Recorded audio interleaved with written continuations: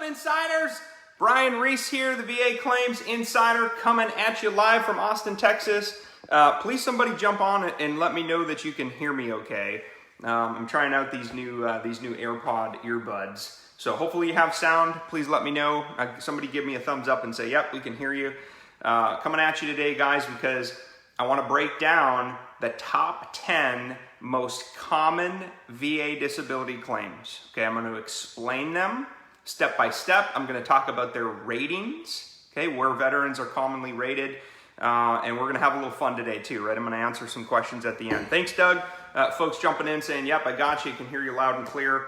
Again, Brian Reese here, Air Force Service Disabled Veteran, founder and CEO of VA Claims Insider. Guys, we're the most trusted name in VA disability claims, okay? What does that mean? What that means, guys, is we've devoted our entire lives to helping our fellow veterans get the rating and compensation they deserve using medical evidence, okay? The number one reason why VA disability claims get denied is lack of medical evidence, okay? And it makes complete sense because as veterans, guys, we didn't go to the doctor enough when we were on active duty. We didn't tell every little thing going on with us. And then what happens is years later, you go to file a VA disability claim, it gets denied, it comes back not service connected, you're frustrated, you feel like you're alone, and then you don't know what to do, right? So we do this together in community, okay? If you need some help today, before we get started, we've got $7,500 worth of bonuses. Okay, you're going to get immediate access to what we call the Elite Experience Portal, the EEP. $7,500 worth, guys, of incredible VA claim resources, templates, guides, video walkthroughs, high-value resources. We're going to give you access to the portal when you come inside VA Claims Insider Elite. Okay, you can join for free today. Again, go to VAClaimsInsiderElite.com. Okay, VAClaimsInsiderElite.com. It's a 3-step intake. Okay, and you'll hear from us in about 96 hours if we can help you with your claim. Hey, John. Hey, JR. We've got a number of folks. Hey, Michael, jumping in. If you're watching this live on Facebook, welcome. If you're watching this on YouTube, awesome. If you open up the description of this video, by the way, there'll be some other unbelievable resources for you, and I'll explain these top 10 claims, okay? All right, so let's get started without further ado. I'm a huge nerd, in case you guys didn't know that. I love slicing and dicing data, and I like making sense of that data to arm you guys with information, okay? Knowledge is power. Anyone hear that before? I don't believe knowledge is power unless it's turned into action, okay? So this is your action moment. I'm breaking down this knowledge. I've turned data into useful information to give you the knowledge so you can take action. That's power, okay? That's when it becomes power. Hey, Joe. Hey, Alan. Got folks jumping in from all over the place. Hey, Robin. This is super awesome to have you guys on live, okay? Okay, so the top 10 most common VA disability claims, broken down step by step. I'm going to explain them. I'm going to talk about the ratings. I'm going to talk about some pitfalls, okay? And then we'll answer your questions at the end today. But before we go there, I want to share some of the data. And it's a little bit of a sobering statistic, I think. I think it's very sobering. So according to the US Census Bureau, okay, these are 2018 statistics. Please don't hold me to exact numbers, but it's pretty close, okay? The 2018 US Census Bureau statistics say there are about 18.2 million veterans living in the United States, okay? Some stats have it as high as 20 million, some have it as low as about 16. But the US Census Bureau, I think, is pretty accurate. And as of 2018, 18.2 million veterans in the United States, okay?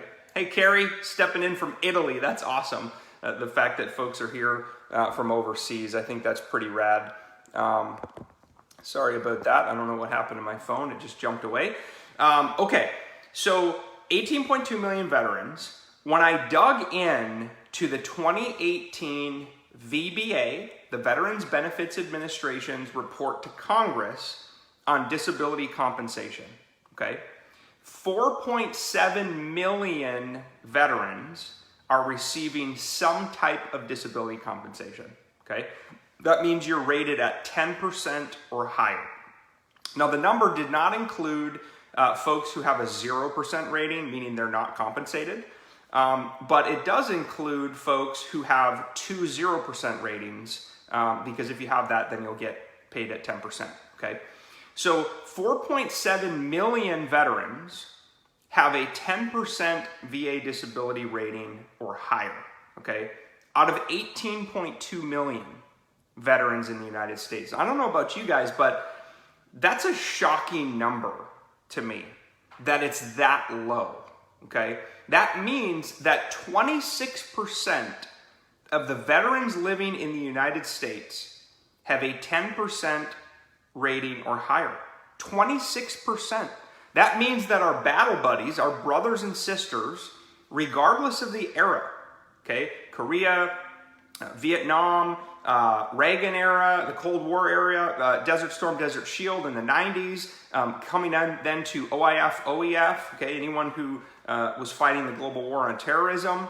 The stats were pretty sobering across all of those demographics. 26%. I thought the number would be way higher. I would guess somewhere around 50% of veterans are receiving some type of disability, but you're not. And what that tells me, guys, is it has to be a lack of awareness. Maybe you're just frustrated. You don't even like the government anymore. You don't want to try to deal with the VA. Of course, it could be that you don't have any disabilities, which is awesome. I mean, if you ended up coming out of your service and you have no disabilities that are rateable or compensated, you don't want to go for it, I understand, all right? Lucky you. But my gut tells me that it's a lack of awareness. Veterans don't know what to do. They're frustrated and they need help, okay?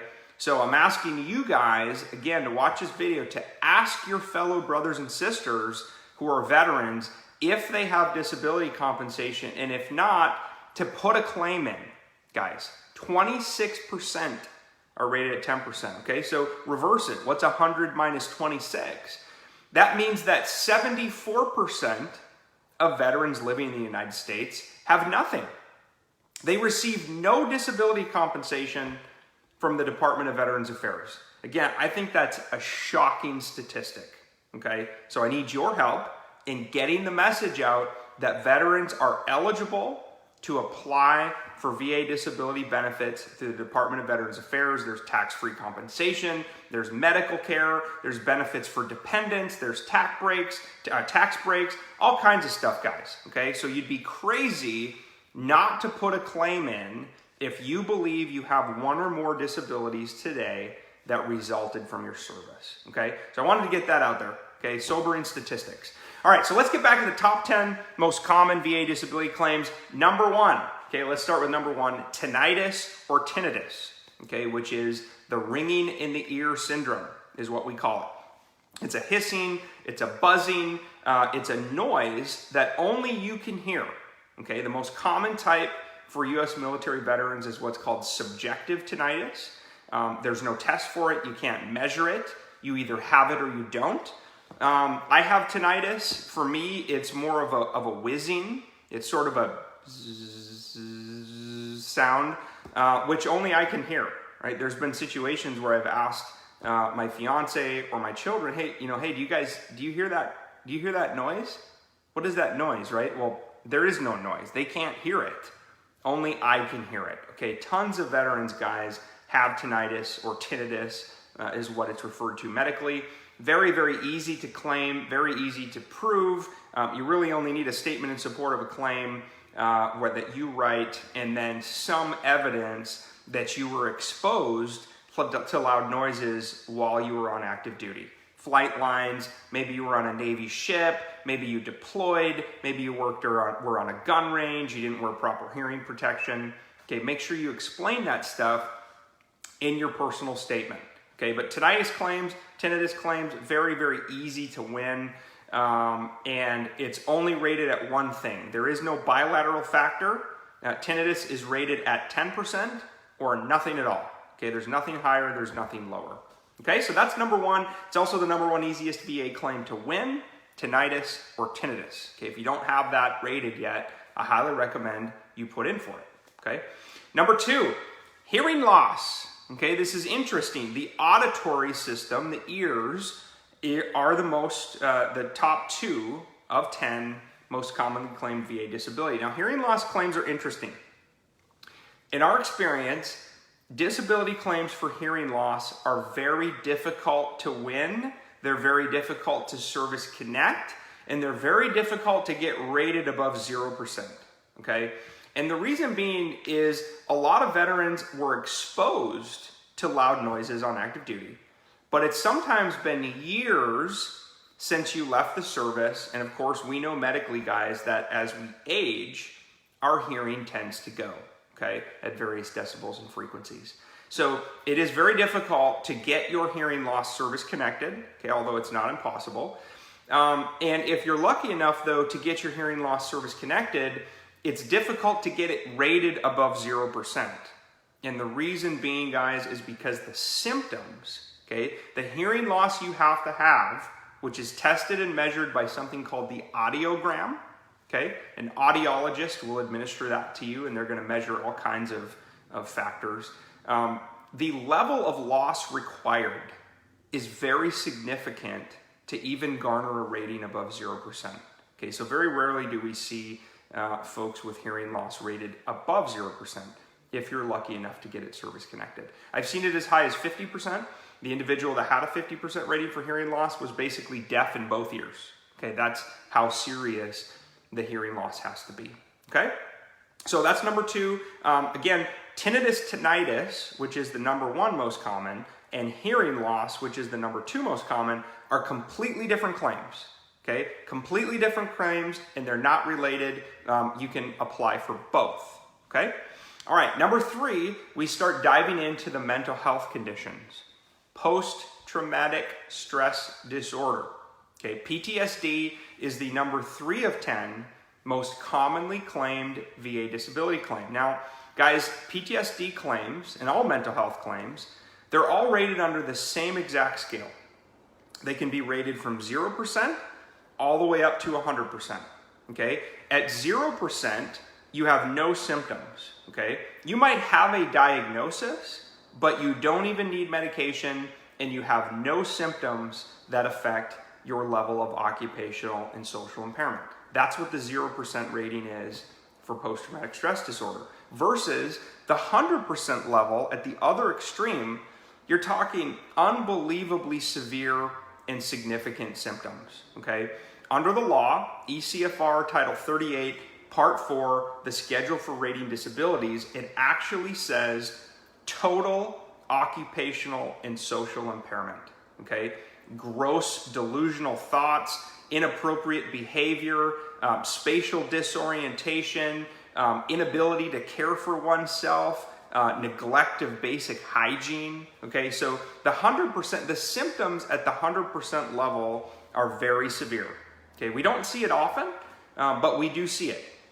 Okay, and then there's in between. There's a 30% rating, there's a 50% rating, and then there's a 70% rating. Now, the interesting thing I want to point out about VA disability claims for post-traumatic stress disorder is that according to the VA's own statistics, the median, okay, so the most common disability rating for post-traumatic stress disorder among all veterans across all categories is 70%, okay? That's why we call PTSD a high-value claim. Guys, if you're trying to get a higher rating and you believe you're due, it's eligible, it's warranted by law based upon your symptoms, okay? Post-traumatic stress disorder claims, I just told you, the median rating is 70% for that disability on its own, okay? Now, I want to talk real quick. We don't have time to go into full PTSD download, but I have some other videos on YouTube and across Facebook and some blog posts where I talk about how to file a VA claim for PTSD. We talk about PTSD initial, we talk about PTSD review, and then we talk about other mental health conditions, okay, which, by the way, there are 37 rateable mental health conditions under the law. Okay, post-traumatic stress disorder is one of them. Now, the interesting thing though that you need to think about with post-traumatic stress disorder is they can either be combat related or non-combat related. Okay, combat meaning you engaged with the enemy. Okay, non-combat, there's all kinds of categories of non-combat post-traumatic stress disorder. Okay, those could be things like a car accident. Maybe you were in a hurricane on a Navy ship. Okay, maybe you were the witness or actually the person who was sexually harassed or sexually assaulted. Okay, that's a PTSD MST claim, military sexual trauma. So there's lots of different categories of post-traumatic stress disorder, and you need to know which one you're going for and why. Now the difference, guys, between PTSD, post-traumatic stress disorder, and the other 36 mental health conditions, things like major depressive disorder, generalized anxiety disorder, somatic symptom disorder, schizophrenia. The difference is PTSD always has stressors, okay? You gotta remember that. Post-traumatic stress disorder always has stressors. That means that a single event or multiple stressor events triggered or caused your PTSD, okay, or made it worse, okay? So, for example, if you were raped while you were on active duty, that's a stressor, okay? You feared for your life and you're likely reliving that horrible situation over again, okay? That would be a stressor, okay? If you were in a hurricane on a Navy ship and you feared for your life and you were wondering if you were going to make it, that event could rise to the level of a stressor, the hurricane, that caused or made your non-combat PTSD worse. Okay, that's the difference. Is PTSD always has stressors, the other ones not necessarily so. Okay. One last thing though that I want to talk about PTSD claims is sometimes veterans wonder if their stressor is strong enough. Okay. We see post-traumatic stress disorder claims get denied most often because the stressor event either couldn't be proven, it couldn't be corroborated by firsthand witness testimony, the VA rater could find no record of it, or it simply wasn't bad enough, it wasn't severe enough to rise to the level of a valid stressor. Now, this is my opinion, okay? This is not legal advice, this is not medical advice, this is my opinion based on what we've seen, okay? A good test here to understand if you have a valid or a strong enough PTSD stressor is, did you or did you not fear for your life? Okay, I'm going to say that one more time. Did you or did you not fear for your life? That is what combat or non-combat PTSD stressors come down to. And so when you write your personal statement, the statement in support of a claim on the VA form 21-4138, or you obtain a buddy letter from a first-hand witness, somebody you served with, a spouse, somebody who can say, that event happened to Brian, I was there, it happened to him.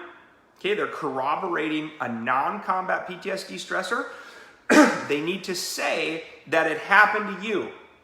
Okay, and it's beneficial in your own personal statement and in their statement for you to say that you feared for your life. Or I know that Brian feared for his life. I know that this event is the reason, is the cause for his current PTSD. Okay? So PTSD high value claim, the number 3 most commonly claimed and rated disability out of 10. Okay? Number 4, scars. Scars. The category is scars general. Now, scars, guys, are a low value claim. I'm not going to go through the entire rating criteria here because there's a ton of information about scars, but I recommend you look it up so you can understand if your scar is actually eligible for a rating. I'm rated for scars. I'll show you guys actually my finger. It's pretty nasty. I don't know if you can see this. I don't share this often just because it's so nasty, but I actually had an active duty accident that required 3 surgeries of my right index finger. Okay, and you can see the scar right here that runs all the way up to the tip of my finger and all the way down. I can't bend my finger past about right here. This is my dominant hand right index finger, okay? So be thinking about if you have scars from your active duty service, where are they? Is it a cosmetic issue, or does it actually cause or significantly impair your ability to function, right? Well, for me, I've had to change how I write. I've had to change how I type, okay? I've got a fairly significant issue here, not just with scarring, but also with the surgical procedures that had to happen on my index finger. So be thinking about that for yourself. Now, a tip on scars, where I see veterans who are most successful in proving their scar claim and getting it rated above 0%. I recommend you take color photos of your scars and upload them in support of your claim. Upload them to eBenefits, upload them to va.gov. A picture's worth 1,000 words, right? What a better way to tell your story than to take a picture. That's exactly what I did here. I took multiple angles of pictures of my right index finger, of my scarring, and uploaded that in support of my claim, okay? I recommend you do the same. All right, so that's the number 4. Scars are a low value claim. 90+% of folks who are rated for scars have a 0% rating, okay? 0% rating. Some people I've seen as high as, I think 50%. Scars, I think, actually might even go up to 100, depending on the level of burning, scarring, and issues that you have across your body, okay? But it's all about how many scars do you have, how much of your body is covered, okay? All right, so number 5, limitation of flexion of the knee.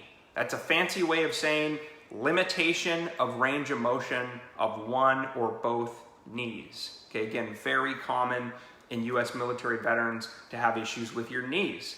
And think about it, there's tons of reasons why that is.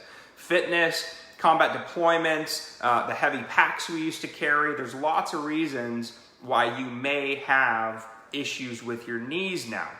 Now guys, knees fall under musculoskeletal conditions, okay? I have a blog post out there called The Top 3 Easiest VA Disability Claims to Win.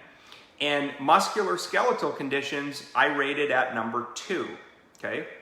Now, musculoskeletal conditions always come down to 2 things: limitation of range of motion and pain, okay? Pain can actually be rated, all right? If you go look at CFR 38, Part 4, the Schedule for Rating Disabilities, pain can be rated. Now, what's most commonly rated by the VA raters, the RVSR, is limitation of range of motion.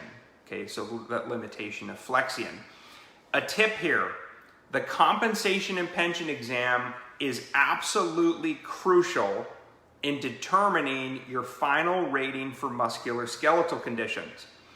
Do not let the C&P examiner move you past the point where you have pain or it's uncomfortable for you. Force them to stop, guys, okay? You have to force them to stop. As soon as, for example, in this claim, we're talking about limitation of range of motion of the knee. If your C&P examiner starts to bend your knee and says, hey, tell me when you have pain, if you got through it and you let the examiner push you past the point where it hurts you, but you just let them keep going, guess what's gonna happen? They're gonna write down in their notes, veteran has no pain and full range of motion, okay? That's gonna get you nothing, okay? So you have to be vulnerable, you have to be honest with the examiner, and you have to make them stop. All musculoskeletal conditions come down to the limitation of range of motion and pain. Now, at your compensation and pension exam, your C&P exam, the doctor is supposed to use something called a goniometer, okay? A goniometer is similar to a protractor, if you remember using one of those in school with a pencil.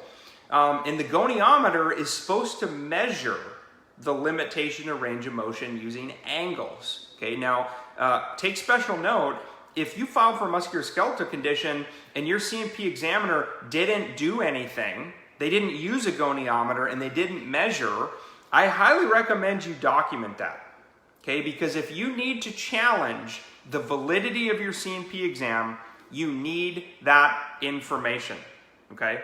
So limitation range of motion, limitation and flexion of the knee was number 5. Number 6, I wrote this down so I didn't screw it up. I'm not a doctor, right? But I did sleep in a Holiday Inn Express last night. Okay, so number 6 is lumbosacral or cervical strain. That's a fancy way of saying there's an issue with your neck. Okay, that's all that means. It's a neck condition. It can be a tearing, it can be an issue with the tendons, okay, in your neck, but it's some issue going on in your neck. Okay, again though, this falls under musculoskeletal systems. So most veterans are going to be rated somewhere between 0 and 20% for a cervical strain. Okay, so again, that's the number 6 most common, lumbosacral or cervical strain, which is a neck condition. Which, by the way, guys, I have all of these broken down, 1 through 10, fully explained. The data is in there in a post called the top 10 most common VA disability claims. Okay, so that's number 6. Number 7 is sciatica. Okay, sciatica is paralysis of the sciatic nerve. The sciatic nerve is the largest nerve in our bodies, okay? So there's tons of reasons why veterans get sciatica over time, especially from military service, but it can be incredibly painful, okay? So again, sciatica though would be an issue of musculoskeletal, where you're talking about limitation of range of motion and pain. So be thinking very clearly about how severe is your pain related to the sciatic nerve, sciatica. How much is it limiting or affecting your life? Is there limitation of range of motion, whether in your neck or throughout your body, your legs, your hips? Is there radiating pain? Because that's very important, right? The level of pain is very important and how severe that it limits or affects your life. Okay, so that's number 7, paralysis of the sciatic nerve. Number 8 is limitation of range of motion of the ankle. Exactly the same as we discussed for limitation of flexion of the knee, limitation of range of motion of the knee, which was number 6. Limitation of range of motion of the ankle, okay, is number 8. Musculoskeletal claim, again, low value claim, very likely you're going to be rated between 0 and 10% for a knee condition, limitation of range of motion and pain. Those are really the 2 things you got to remember, guys. When you put in any disability claim for a musculoskeletal issue, it comes down to those 2 things. Limitation of range of motion, limitation of flexion, and pain. You have to be clear about those things in your personal statement, in any buddy letters, and especially at the C&P exam, okay, the compensation and pension exam. Number 9, this is a big one, migraines. A lot of veterans have migraine headaches. Now, there's a lot of things, though, that I want to talk about related to migraines because there are many different types of headaches, okay? A tension headache is not the same as a migraine, okay?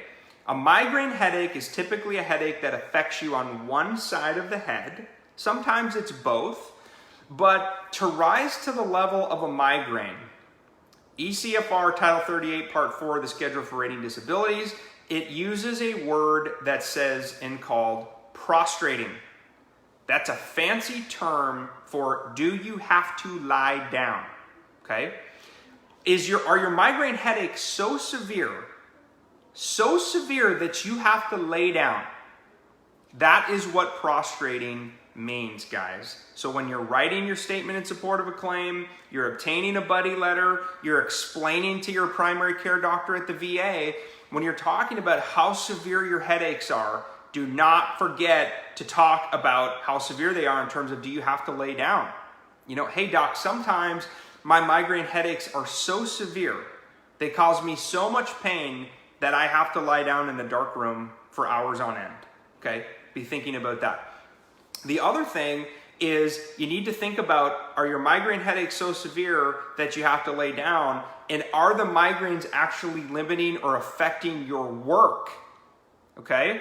Because in order to go from the 30% rating to the 50% rating for migraines, there's a term in there that talks about severe economic inadaptability. Those are fancy words for saying that your migraine headaches affect your work. They affect your ability to provide for your family. Maybe your migraine headaches are so severe that you've missed work. You've had to call in sick. Maybe you've been put on probation or notice. Maybe you've even been fired from a job because your migraine headaches are so severe, okay? If that's the case, you have to talk to your doctor about it, guys. I want you to get help, okay? And it needs to be documented. So don't forget about that. A migraine headache and a tension headache are not the same thing. You need to be very clear about that. And are your migraine headaches so severe that it's prostrating? You have to lay down, okay? Migraine headaches are a high value claim. A lot of veterans are rated at 30% for migraines. Okay, some as high as 50. That's the highest rating under the law for migraines is 50%. Okay? All right, last but not least, so that was number 9. Last but not least, number 10, again, I wrote this down, degenerative arthritis of the spine. Okay, also referred to as osteoarthritis. So it's anything you have going on in your spine. It's typically issues with the discs. Okay, degenerative disc disease is osteoarthritis. But if you have arthritis, pain, limitation of range of motion in your spine, okay, that's what that is. And it's eligible for disability benefits under the law. Okay, so that's number 10, degenerative arthritis of the spine, also known as osteoarthritis. Okay, so that's the 10. I'll cover them one more time here. I got my fancy dandy book here. All I did was I wrote down the conditions. I wanted to talk about each of them individually to help you. But let me go through the list again, 1 through 10.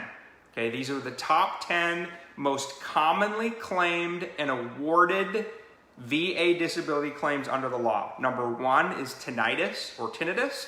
Number 2 is hearing loss. Number 3 is post-traumatic stress disorder. Number 4, scars. Number 5, limitation of flexion of the knee. Number 6, lumbosacral or cervical strain, which is the neck condition. Number 7, paralysis of the sciatic nerve, sciatica. Okay, the sciatic nerve is the largest nerve in our bodies. Number 8, limitation of range of motion of the ankle. Number 9, migraines. Okay, and number 10, degenerative arthritis of the spine. Okay, also known as osteoarthritis. By the way, on number 10, we typically see ratings between 0 and 50%. Okay, 50% would be very severe limitation of range of motion and pain for degenerative arthritis of the spine. Somebody wrote on here, what about sleep apnea? Sleep apnea is not in the top 10. Okay, it is in the top 20, but it's not in the top 10, which actually leads me to maybe we'll do that the next time. What are the top 20 most commonly claimed and awarded VA disability claims? Okay, I wanted to get those across to you today, guys. Again, what is this about? It's about arming you with the right information. Okay, these are data-driven decisions, by the way. This list of 10, this is not my opinion. This is straight out of the data that the VA captures that's reported to Congress.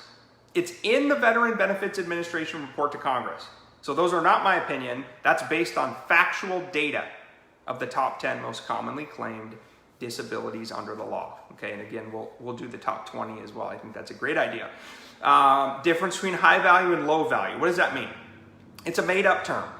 A high value claim, in our opinion at VA Claims Insider, is a claim that has a high likelihood of being rated at 30% or higher on its own, whereas a low value claim is a disability claim that has a very low likelihood of being rated at 30% or higher. So what are high value claims? Things like migraines, mental health conditions, sleep apnea, respiratory issues. Those are high value claims. They have a high likelihood of getting rated at 30% or higher on their own, versus low value claims are things like musculoskeletal conditions, your knee, your back, your hip, your shoulder, your hands, okay? Scars, hearing loss, tinnitus. Those are all low value claims. Okay, guys?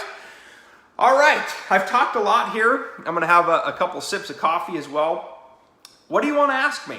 I'm going to answer questions right here, right now, live, okay? I'm on Facebook right now, so if you're commenting, I'm going to scroll through them, answer as many as I can. Hopefully I've got some team members on as well. And guys, by the way, if you need some help, you can join us inside our premier medical consulting program. VA Claims Insider Elite. Okay, how do you sign up? It's a free 3-step intake. You can go to VAClaimsInsiderElite.com, complete the 3 steps, $7,500 worth of value we give to you for free just for joining the program. Okay, you're going to get immediate access to the Elite Experience Portal, which is our proprietary backend system that arms you with unbelievably high value information to move you forward. Okay, we'll welcome you into our program. By the way, when you join Elite, it also gets you access to our proprietary network of medical professionals for disability benefit questionnaire reviews and credible medical nexus opinions. Okay, remember at the very beginning when I mentioned why VA disability claims get denied? They get denied because there isn't enough medical evidence to support that you even have the disability, or that it's service connected, or that your symptoms mirror or match a rating criteria under the law. Okay, well, when you come into Elite, you're going to be stuck and frustrated no more. This is what we do. We've devoted our lives to helping you from a medical perspective to get the benefits you deserve by law. Okay, again, you want to sign up today, it's free. 3-step intake. You can go to VAClaimsInsiderElite.com. Okay? All right, I'm going to scroll through some questions here. Again, be thinking about that stuff. Hey, Bob. Hey, Robin. What's up, Alan? I love that, though. Carrie logged in from Italy. What's up, Nick? Hey, Michael. Hey, Alan. Dave. Dave says, I'm going for my C&P exam next Wednesday. Okay. I've talked about this before, Dave, and I'm going to say it again. The compensation and pension exams are the #1 most important day in the entire process. You can do everything right, but if you blow your C&P exam, you botch it, the examiner sucks, if that's a bad day for you and it doesn't go well, regardless of the evidence, we are seeing VA raters, RVSRs, side almost 100% of the time with the compensation and pension examiner. It makes me so angry. It frustrates the heck out of me that that's how it is. That's not how it's supposed to be. If they're following their own rules, they shouldn't do that. If there's a conflict of the evidence, if it's in equipoise, they should order another exam. Okay, but sometimes they don't do it.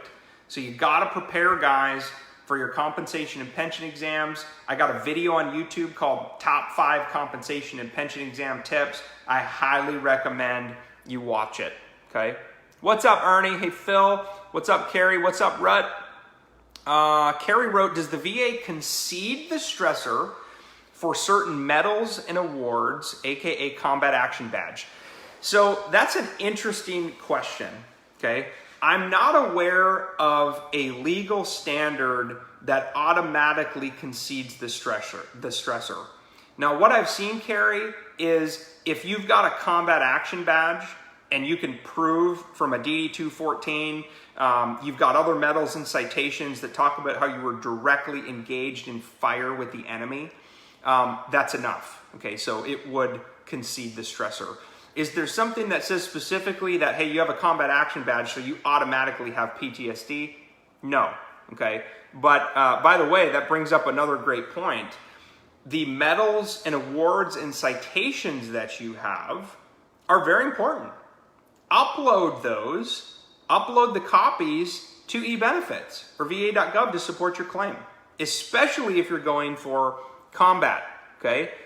If you're going for a non-combat PTSD claim, hopefully your DD-214 or a narrative or a citation or a performance report, maybe you can show and link how you were exposed to that, okay? Matthew wrote, didn't get rated for PTSD, rated me for major depression. Okay, very common, and by the way, it doesn't matter if you were rated for PTSD, major depressive disorder, generalized anxiety disorder, chronic adjustment disorder. They all fall under the same general scale.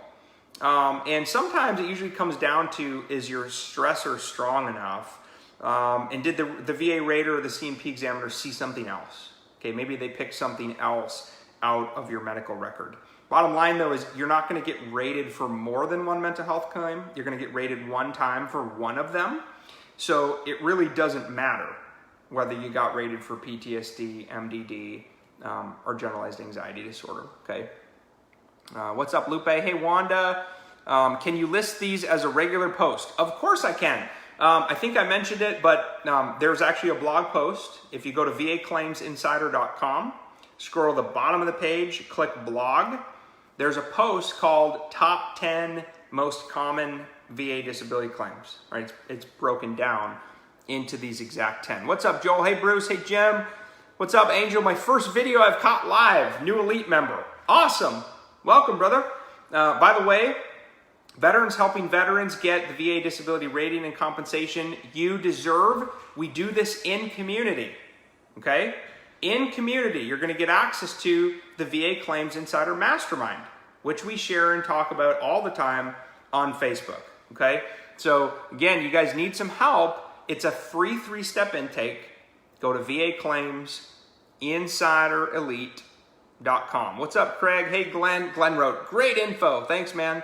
I think I addressed the sleep apnea issue. Sleep apnea is not in the top 10, but it is in the top 20. John wrote, currently rating for a decision, then we'll file for tinnitus, or should I file for those both now? So this is really a personal choice. If you have a claim in already, okay, well, let me back up. This is an important distinction. You cannot have more than one VA disability claim open at any one time. You can only have one claim active. What happens though is, let's say I open up a claim 6 months ago, I file for an increase in my mental health rating, okay, and that goes in 6 months ago. And now today I go, oh shoot, you know, I wanted to add my GERD, my irritable bowel syndrome, IBS, and my lumbar strain. You can open up another claim, but what's going to happen is the VA is going to merge those two claims into one, okay? They're going to merge them into one. Now what can happen when you do that is it slows down your claim. You're less likely to get a fast rating decision. It's totally up to you, John. I'm hesitant to give you the exact answer because I don't know the full situation of your case. You might want to talk to your VSO or your accredited agent about that on when you should put it in, okay? You may want to just let that one run its course though, and then reattack with another claim later. Jim wrote, what about high blood pressure? High blood pressure is part of the top 20, I believe. Very rarely do I see high blood pressure service connected. If it is, very rarely does it have a high rating unless it significantly affects other areas of your body, okay? So that's the issue with high blood pressure. But it is a rateable condition under the law. The other thing is, can you prove that it's service connected, okay? Alan, if you have a secondary to another service-connected disability, okay, so you've got a secondary claim and you went for secondary service connection, how do they calculate your final rating? A secondary disability claim is rated exactly like a primary disability.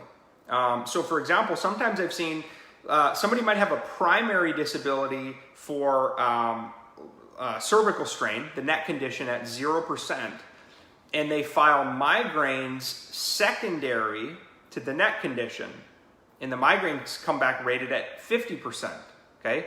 A secondary disability claim is rated just like a primary, and in the VA fuzzy math calculation, it holds the same weighting, okay? There's no difference at all, okay? So a lot of vets, by the way, forget about the value of secondary disability claims in secondary service connection.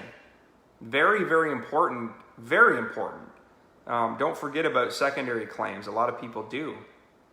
Can you put in a claim for GERD and asthma? Absolutely. Gastroesophageal reflux disease, acid reflux. Okay, I have it. I'm rated for that. I take omeprazole, Prilosec every day. If I forget even one day, goodness. I mean, I've got major, major regurgitation issues. So GERD absolutely is a rateable disability under the law, and so is asthma. What about Gulf War presumptive conditions? Oh man, this is one we've talked about before, Tim. I have a feeling that Gulf War syndrome is going to get into the forefront here very soon, much like Agent Orange has for Vietnam veterans. I also believe that all the burn pits the burn pit hazards and exposures of folks who were in Iraq and Afghanistan, and even in the Gulf War in the 90s, I believe that's the Agent Orange of our generation. Okay, if you fought post 9/11, you deployed in combat to the Middle East, weird stuff's happening. Respiratory issues, strange illnesses, unexplained bumps, bruises, weight gain or weight loss. There's lots of strange things happening from folks who were in the Gulf and people who were exposed to burn pits. Gulf War syndrome is tough. The reason it's tough is because medically, nobody's really sure what it is.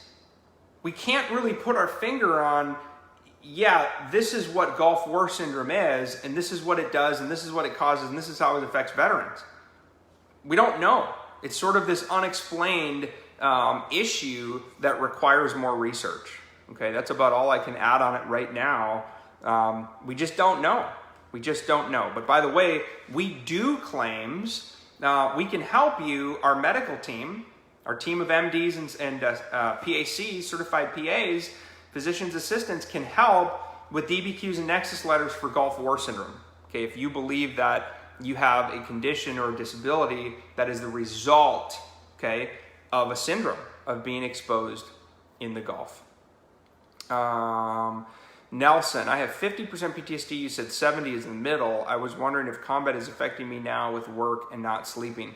Very possible. You know, the 50% rating criteria for PTSD and the 70% criteria, they're a little bit different.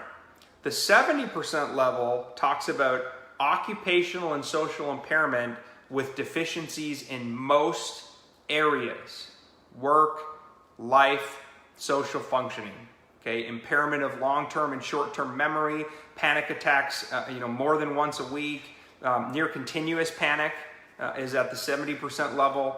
So Nelson, it's really all about your symptoms. Mental health claims 100% come down to how severe your symptoms are. How severe do the symptoms affect your work, your life, and any social functioning? So you're rated at 50% now. If you believe you're due an increase because your symptoms match the 70% criteria, file for an increase. Log into e-benefits or go to va.gov, open up a new notice of intent to file, and file for an increase. Okay. What's up, Lee? Hey, Tanya. I'm currently completing a 21, 41, 42A. How close am I to getting a rating? That's hard to say because it sounds like they have to go back. They're searching for medical information. Okay. The release of medical information. So it's hard to say for sure, Tanya. I have a blog post that was out there and a video called The 8-Step VA Claim Process Explained. So you can get a good understanding of the general timeline and then the 8-step process of once your claim goes in, all the way to when the rating decision is mailed. Okay, you'll get an understanding of what they're doing in those phases and how long they might take. Okay. If I already have a rating for PTSD and recently had a diagnosis of SSD, would SSD be a separate claim? What I would do, Daniel, is file for an increase on the post-traumatic stress disorder. You can go ahead and add somatic symptom disorder, aka chronic pain syndrome, as a secondary claim. It's very unlikely that the VA rater is going to assign a rating to both of those conditions. And the reason why it's unlikely for any veteran to have more than one mental health condition and rating is because it's nearly impossible to differentiate symptoms attributable to each diagnosis, right? Why is that? Because the symptoms of PTSD and major depressive disorder and generalized anxiety disorder and somatic symptom disorder are virtually the same, okay? So it's very difficult for a VA rater to say, okay, I think that Brian's symptoms are so severe with combat PTSD, that symptoms, and then, okay, well, at this level, he should be blah, blah, blah because of this. Okay, it's very difficult for them to do that. They're not going to be able to differentiate symptoms. Okay, so be thinking about that. Frank wrote, next week I'm going for PTSD. You're very welcome, Gilbert. You got your exam. Camario wrote, I start terminal leave in March. What steps should I take before getting out? This is really important, okay?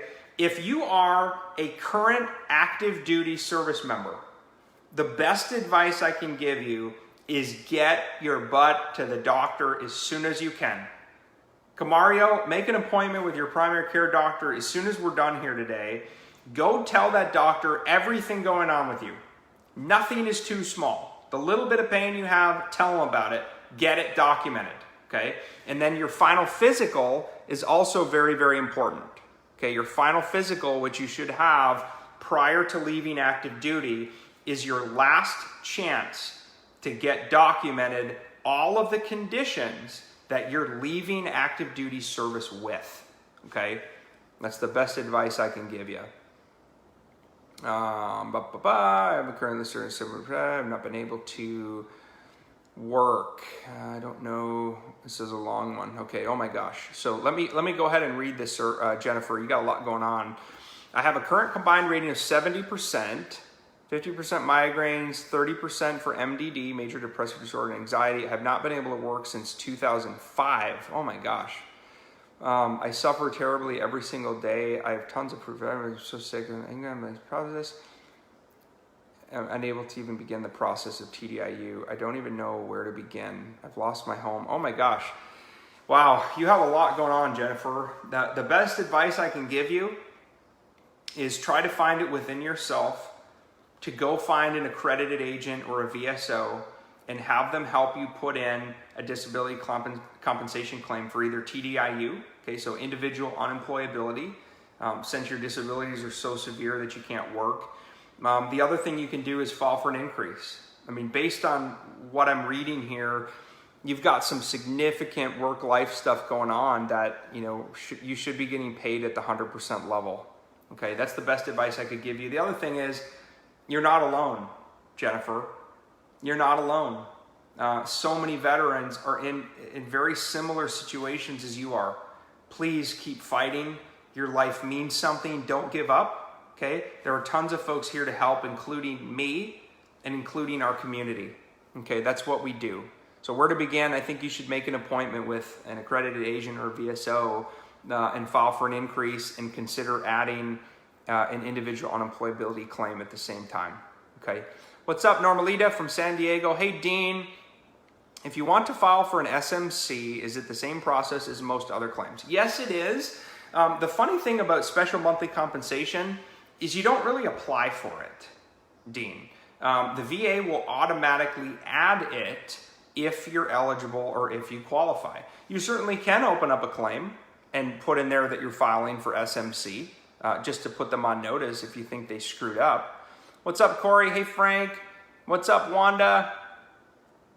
I have hearing aids from the VA, but they won't give me a rating for hearing loss. Yeah, it's very common, right? So many vets are rated 0% for hearing loss, and you have a 20% rating for tinnitus.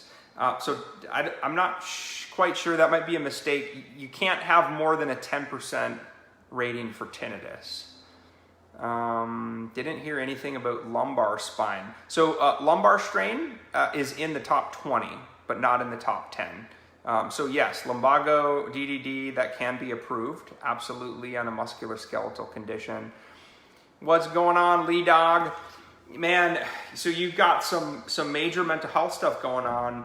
I think it's time to do an increase, right? If you've been going to see the VA mental health, you've been doing treatment, I think you're eligible for an increase, and I think you should consider that. Jeff wrote, I keep getting denied for tinnitus, joint pain, stiffness. Keep fighting, brother.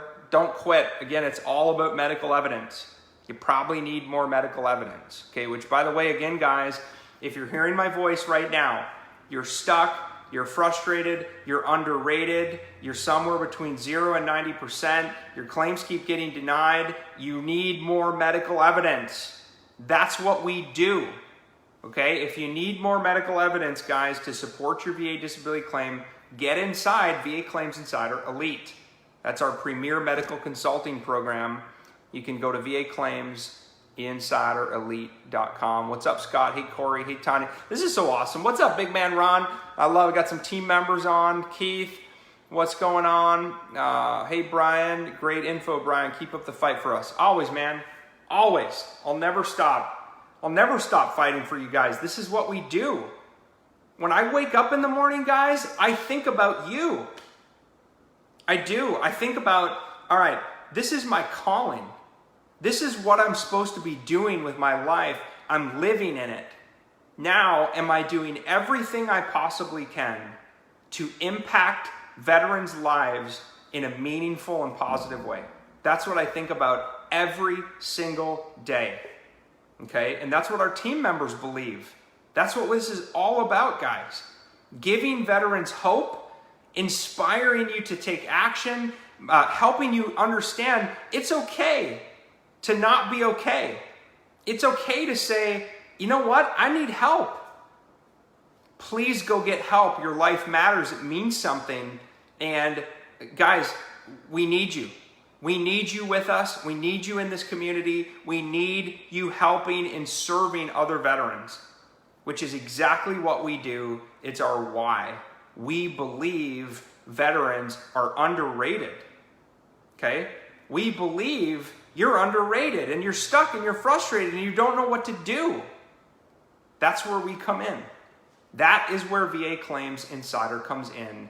We literally remove the pain and frustration, and we help you get the rating and compensation you deserve in less time. This is life change that we celebrate among our veterans, guys. It's such a blessing for me to do this. It really, really is. And I thank you guys for coming on here and for sharing these videos and posts and for talking about us all over the world with veterans who need help. Because we need you, right? I can't do it all by myself. Neither can our team. We need y'all to be our biggest ambassadors out there fighting for veterans' benefits, okay? Helping them understand that vets are even eligible. You heard me talk at the very beginning of this video. Only 26% of the veterans alive in the United States today have a 10% rating or higher. That means 74% have nothing. Why is that? To me, that's a challenge. That's a challenge on you and me to make this happen. Okay, guys? All right, I love you all very much. Again, Brian Reese here, the VA Claims Insider, out from Austin, Texas. Please add your comments. I'm going to do my best to answer as many as I can. All right? We'll talk to you really soon, guys. See ya.